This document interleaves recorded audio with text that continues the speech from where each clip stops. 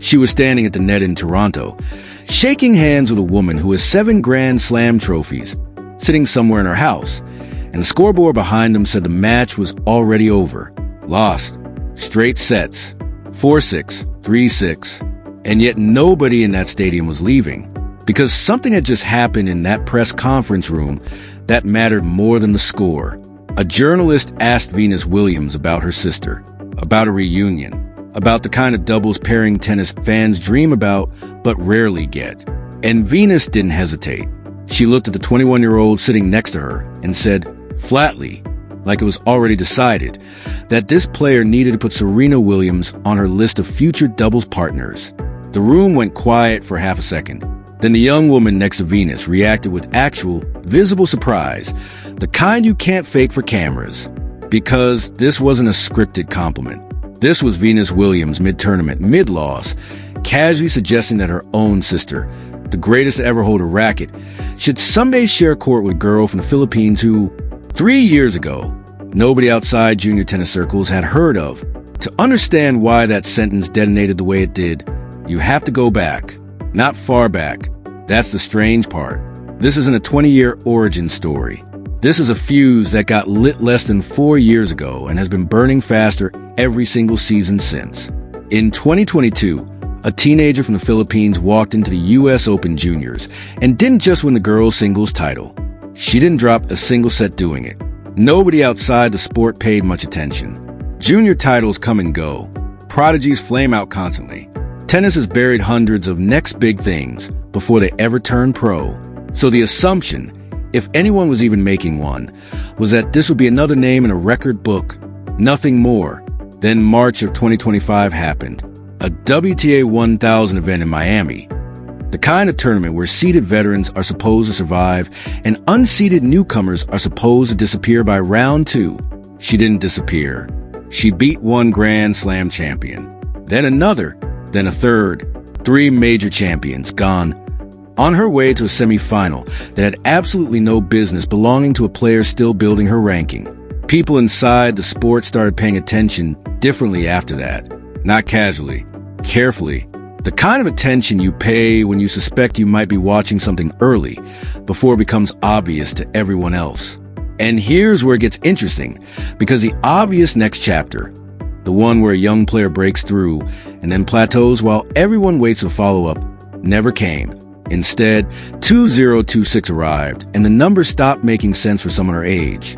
She became the first Filipina to win a Grand Slam main draw match at the U.S. Open. She reached her first WTA Tour level final in Eastbourne on grass, a surface that punishes inexperience mercilessly. And then at the Mubadala DC Open, she did something no Filipino tennis player, man or woman, had ever done in the history of the sport. She won a WTA title, not a minor one. Along the way to that trophy, she went through a gauntlet that reads less like a tournament draw and more like a list of people you'd expect to see in a Grand Slam final. Elena Rybakina, Jessica Pegula, Iga Swiatek, Alina Svitolina, Naomi Osaka. 5 names, 5 resumes stacked with major titles and world number 1 rankings between them. And she beat every single one of them on her way to lifting that trophy. That result didn't just win her a tournament. It launched her into the top 20 of the world rankings, a place reserved for players who spent years, sometimes a decade, clawing their way up. She got there in a fraction of that time, and the tennis world had to recalibrate what it thought it knew about her ceiling. Which brings us back to Toronto, to the National Bank Open, to a stadium selling out 10,000 seats for a player who, technically, still isn't a top 10 name. 10,000 people. Sold out, not for a final. Not even guaranteed for a deep run. Just for the chance to watch her play. Tournament organizers noticed a shift before the analysts did. Crowds that used to gather for legends were now gathering for her, and that kind of pull doesn't happen by accident in professional sports. It happens when a player becomes something larger than their ranking suggests, when the connection between athlete and audience stops being about results and starts being about identity, hope, representation. And that's exactly the language former world number 4 Greg Rosetsky reached for when he tried to explain what he was seeing. He said there was only one other player in tennis history he could compare her to in terms of that specific, magnetic, fill the stadium kind of star power. Serena Williams. Let that sit for a second, because Ruzetsky isn't a hype man. He's a former top 5 player, someone who's watched 3 decades of tennis up close, who has seen manufactured hype collapse under its own weight more times than he can count. For him to reach for the single biggest name the sport has ever produced, unprompted, as the only real comparison, that's not a soundbite. That's a professional assessment from someone whose job for years was reading exactly this kind of moment. And it wasn't just about numbers on a stat sheet. It was about what happens in the stands. Wherever this young Filipina plays, the crowd doesn't just watch, it travels.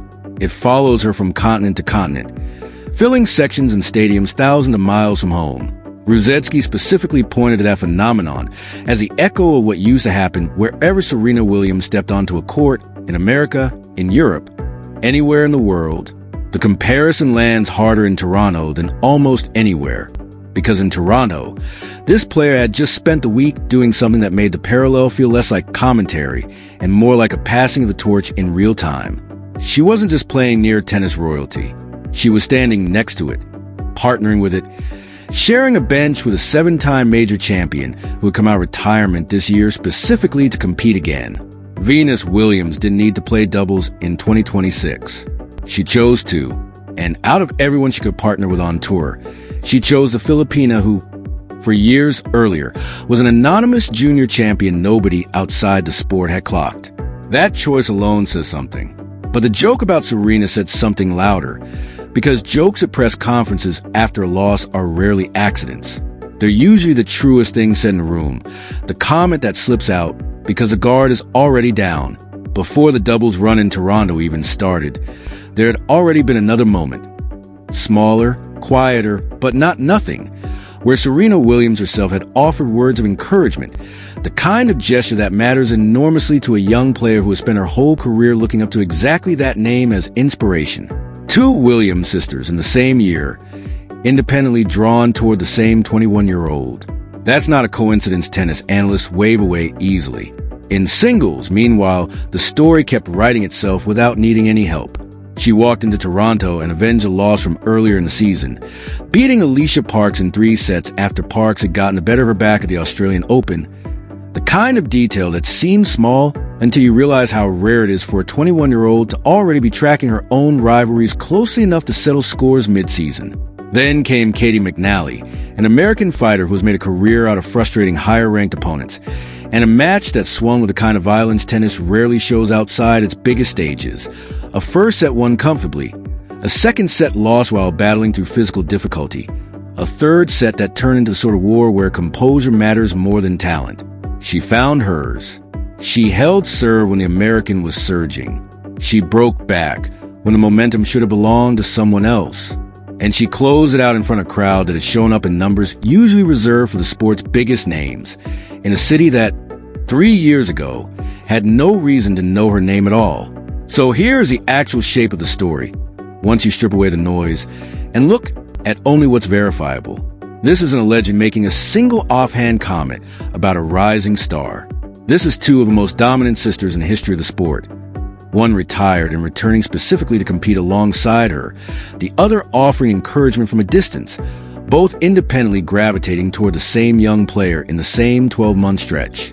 It's a former top 5 pro looking at a crowd of 10,000 people and reaching, without hesitation, for the single biggest comparison available in tennis history. It's a resume that went from an anonymous junior title to 5 wins over major champions to a maiden WTA trophy to a top 20 ranking, compressed into a window of time so short that most players are still finding their footing on tour at that stage. None of that requires exaggeration. None of it needs an invented quote to feel enormous. The Williams sisters spent 2 decades redefining what dominance and star power look like in women's tennis. And for years, the sport has been quietly, sometimes desperately, searching for whoever comes next. Someone with the game, the nerve, and the pull to fill that specific kind of void. What's happening around this Filipina right now looks less like hope and more like an answer forming in real time, one tournament at a time, one sold-out stadium at a time. The pressure that comes with that kind of comparison is enormous, and it would break plenty of players before they ever got the chance to grow into it. But everything on a record so far, the composure in deciding sets, The wins over 5 major champions in a single tournament, the way she's already settling scores against players who previously beaten her, suggests someone who doesn't shrink under that particular weight. She still has a singles career to build, majors to chase, rankings still to climb. Whether she ever actually shares a doubles court with Serena Williams remains, for now, exactly what Venus made it sound like in that press conference. An idea, floated out loud, met with surprise, left hanging in the air. But ideas like that don't get floated by people like Venus Williams, unless something in what they've watched has already convinced them it's worth saying out loud. The comparison isn't the finish line. It's the marker of how fast the distance between promising junior and the closest thing tennis has to the next Williams has collapsed. And if that gap keeps closing at the pace it has for the last 4 years, the real question isn't whether she belongs in that sentence anymore. It's how much bigger that sentence is about to get.